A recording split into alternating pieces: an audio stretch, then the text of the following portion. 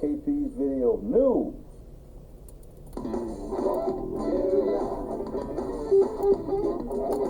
KP's Video News, y'all. KP's Video News, y'all.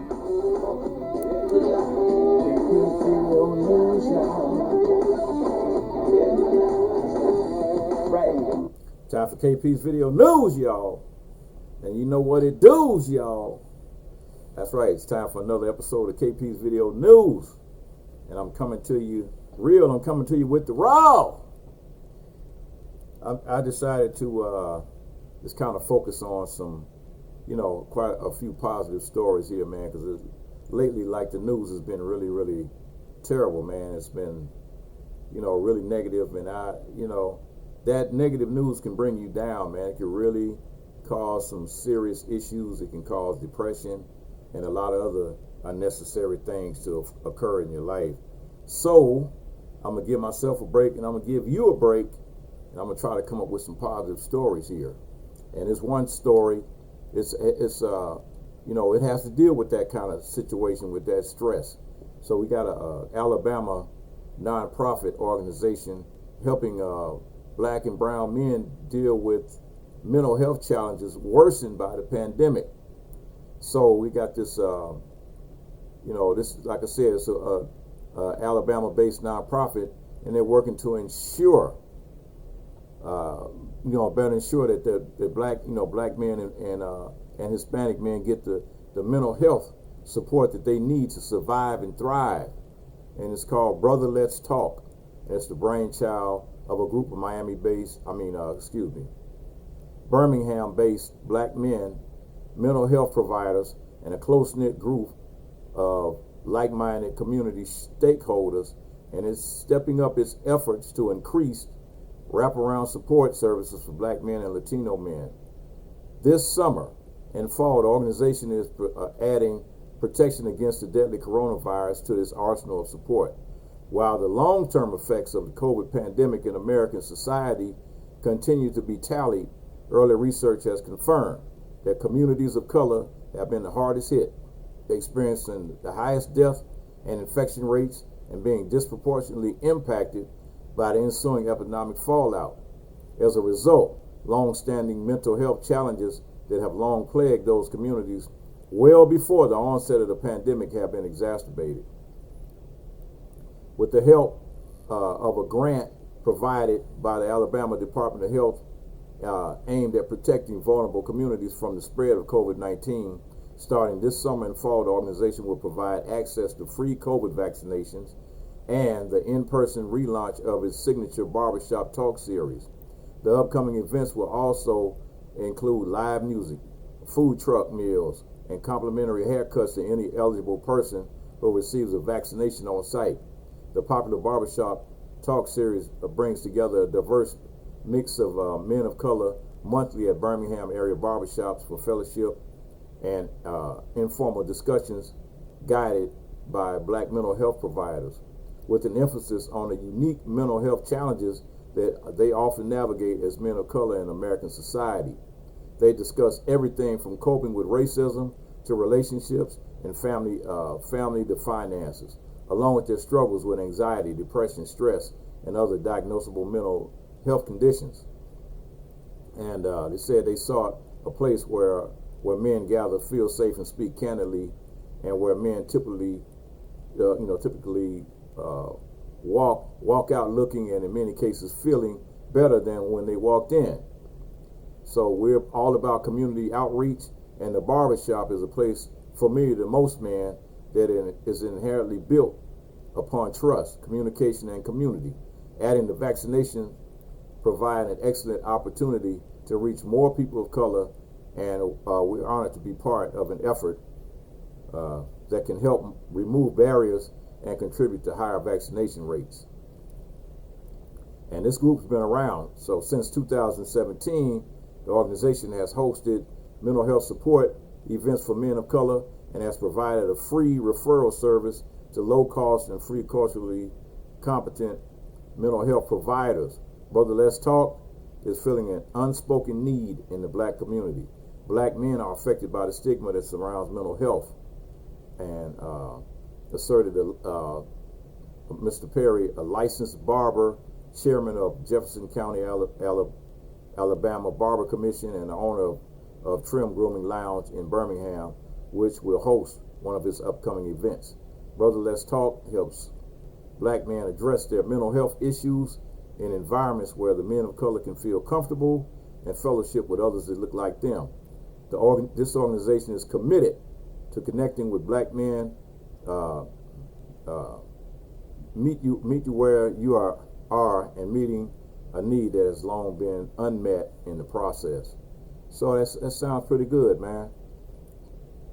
And the vaccination clinics are just a few of the initiatives, and the organization is gearing up for the remainder of 2021, going into 2022, with plans for barbershop talk featuring Birmingham-born and bred comedian, syndicated urban radio host Ricky Smiley. It's also joining an effort funded by the United Way of Central Alabama to provide free mental health services to families and individuals impacted directly by gun violence. So that's pretty good, man. Brother Let's Talk. If you want to find out more information, you can go to brotherletstalk.com. BROTHERLETSTALK.com. brotherletstalk.com. That's really cool, man. Gotta ring the bell on that one, man. Trying to tell you. And hey, man, we gotta do what we gotta do, man, to kind of help each other out. So this is another guy here. Let me do these kids first. They had 4 brothers, quadruplets, graduated together from Yale University. That's right. Aaron, Nick, Zach, and Nigel Wade, the 22-year-old quadruplets from Liberty Township, Ohio, have simultaneously graduated from Yale University together. The 4 brothers, known collectively as the Quads, have always been together since they were born, just minutes apart. After high school, they were accepted into 59 universities, including Yale, Harvard, Stanford, and Duke. All of them opted to go to Yale University, where they were awarded financial aid. However, they decided to separate ways and stay in different residential colleges, and to take on their journey in their careers as individual people. In high school, we all knew the same people, so in a sense that didn't allow us to divert as much as we might have wanted to, Nick stated. But in college, because there are so many different types of people, and we had so many different diverse interests, I think we were able to carve out our own paths in our own way. Aaron double majored in computer science and psychology while being a musical director of a cappella group. Nick, who worked with refugees and immigrants, pursued a degree in political science with a major in Arabic. Zach double majored in chemical engineering and economics and became president of the National Society of Black Engineers at school. And Nigel majored in molecular, cellular, and developmental biology and plans to continue as being a medical doctor. Wow. 1, 2, 3, 4. All 4 of them. For 4 years, they almost haven't seen each other on campus, and once or twice a semester they have been had overlap in classes once, and Aaron and Nigel in the same 2,000-person psychology lecture. I wouldn't just be walking on the street and just be like, "Oh, hey, there's my brother," said Aaron. When that happened, I would be shook. I'd be like, "Oh no, I completely forgot that you go to this school." After all, they tell more at home, knowing that they have family nearby whenever they need someone. It's a safety net that you already know it's there, and you always have people to support you. Nigel said, "There's probably no one else on the planet who understands me better than my brothers, and you know that there's someone who's going to be in your corner, that's going to have your back." All 4 of them graduated. Wow, that's amazing, man. And they all graduated from Yale, and they all got degrees in amazing fields, man. You know, None of them got involved in entertainment, and that's a good thing. You know, it's like computer science, psychology, political science, chemical engineering, economics, molecular, cellular, and cellular development biology. Man, I'm loving it, man. I'm loving it. I'm feeling that. That's a feel-good story right there. So we got a president of the Chicago Teachers Pension Fund has announced the release of its 2021 economic impact statement, and it made $1.4 billion in direct payments to annuitants living in Illinois in 2020. Those payments had a $2 billion impact on the Illinois economy, supporting more than 13,274 jobs in the state. The buck stays here, understanding the economic impact of the benefit payments on the state of Illinois. The city of Chicago is produced annually and details the impact of the state of Illinois and the city of Chicago, and the report includes the economic impact and legislative district and Chicago ward. And that's Jerry Blackwell is the president, which just happens to be a black man, is the president of the Chicago Teachers Pension Fund, and he's board of trustees, president, and a CTPF board of trustees. And so the report found that 83% of the CTPF's annuitants who collect a pension stay in the state of Illinois, with nearly half of that number continuing to call Chicago home and residing in Chicago, responsible for approximately $1 billion in economic total impact and support 6,732 jobs across the city. The study used standard economic multipliers for the U.S. Department of Commerce economic analysis to assess the economic impact on spending. So this guy's in charge of that, man, to make sure that that these people get their pension money and all that stuff is on time, and they get their money on time. Okay, here we go. The Benson Watch Company, which is Marcel Benson, another young black brother, founder of the Benson Watch Company, and as alumni of the workshop at Macy's, expands his brand. The Benson Watch Company has announced its first public raise of $1 million on Republic's private investment platform, which allows community investors to get involved at the ground level. Just a few short years ago, founder and CEO Marcel Benson was sitting in a consulting job that he did not love. He was beginning to lose sight of his purpose in life. He thought that he had done things right by going to school and landing a good job. However, as he grew in his career, he was not fulfilled at all. He decided one day to abruptly leave his job and pursue his passion full time. Marcel left and he felt like he didn't own his own time, and that the countless hours he was spending at work didn't yield any emotional return. The consultant decided that he would not only leave his job to grow his watch company, but to use his story to inspire the masses to do the same. Benson Watch Company, I got to look for them, and they said they're selling their products are being sold. They're in partnership with MGM Grand, Macy's, the GILT Group, and you can join Benson and make history and become the first globally recognized black-owned watch company. Benson is looking to make history as the first globally recognized black-owned watch brand and wants to get the community involved in its success. He outlines how growing up collecting watches, he never saw himself represented, and he wants to change that for millions of black collectors around the world.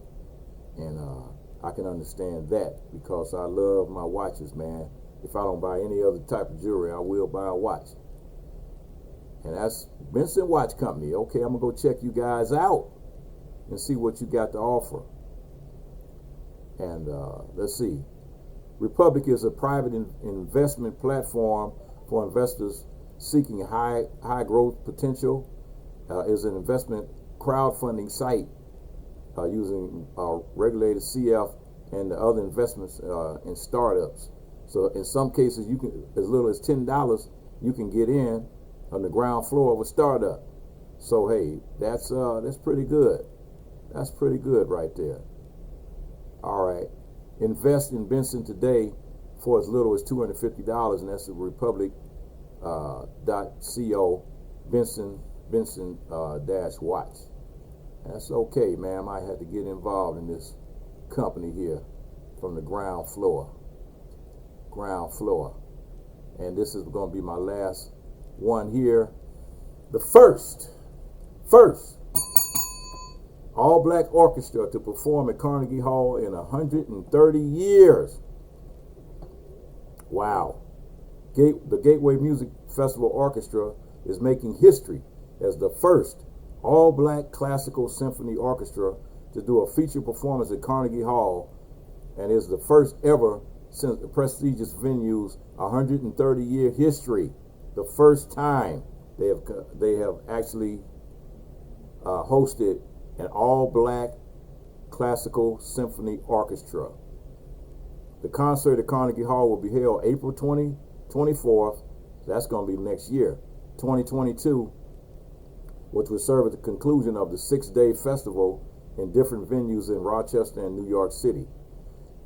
Throughout the orchestra, musicians will perform in a full orchestra concert and participate in several chamber recitals, open rehearsals, professional development activities, lectures, panel discussions, and film screenings. In 1993, Gateway Music Orchestra was founded by concert pianist and educator Arminta Adams, and to bring together black professionals, classical musicians. It also became a safe haven away from discrimination and the experience from their jobs, that they have experienced from their jobs. Since then, it has expanded to an orchestra with around 125 musicians and instrumentalists who were also from several large orchestras, such as the New York and the Los Angeles Philharmonic Orchestra, the Cleveland Orchestra, and the National, Boston, Houston, Phoenix, and Detroit Symphonies. Their performance at Carnegie Hall is a historic moment because even though the venue hosted several all-black ensembles over the years, this is going to be the first feature performance of an all-black classical symphony orchestra ever. Wow. That's April 24th, 2022 at Carnegie Hall. Man, that sounds like something that I would really like to see. Gateway Music Festival journey to Carnegie has been 28 years in the making. To be the first all-black classical symphony orchestra to headline a performance there is momentous, especially at a time of racial reckoning in our country's history. Hearing and seeing the Gateway Orchestra on Carnegie's revered main stage will show black children that they can perform classical music at the highest level, while reminding people of all backgrounds that music belongs to everyone. We are grateful to Carnegie Hall for its belief in our mission and its commitment to showcasing the artistry of black classical musicians, and it is a sign of hope and heralds a brighter future. Wow, that's amazing, man. And I'm really happy to hear that. And if I could make my way to get there, wow, that would sure enough be a blessing. All right, folks. KP's Video News, y'all. You know who's, y'all. Video news, y'all. KP's Video News. It's KP's Video News, y'all. KP's Video News, y'all. Trying to. KP's Video News, y'all. What's going on here? KP's Video News don't want to stop, y'all. KP's Video News, y'all.